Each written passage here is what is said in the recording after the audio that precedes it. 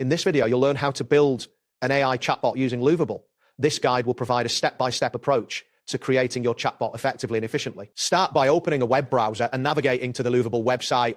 Type lovable.dev into the address bar and press enter. Once the page loads, you should see a welcoming interface that invites you to explore various options for chatbot creation. Next, look for a message that states "got an idea?" This will be prominently displayed on the homepage. It indicates that you can start brainstorming your chatbot's features and functionalities. After that, locate and click on the home option in the main navigation menu. This will take you back to the primary interface where you can initiate the chatbot creation process. Now in the search bar, type "create an AI chatbot" and press enter. This action will prompt the system to search for templates and resources related to AI chatbots. You should see a list of options displayed shortly after your search. Once the results appear, look for the option labeled Exploring AI Chatbot. This selection will guide you through the basics of chatbot functionalities and features. Continuing on, select the Evaluating AI Chatbot option.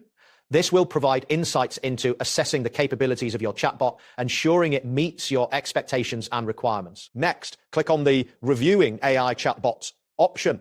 Here you will examine the chatbot's design and interactions to ensure it aligns with your vision. After reviewing, select the option for Reviewing AI, Chatbot and Components. This step allows you to delve deeper into the individual elements that constitute your chatbot, ensuring every part functions cohesively. Now, look for the option labeled Click on Chat AI or Prompt to add more features. This action will enable you to customize your chatbot by integrating additional functionalities that enhance user experience. Once you have made your selections, wait for Lovable to generate the app.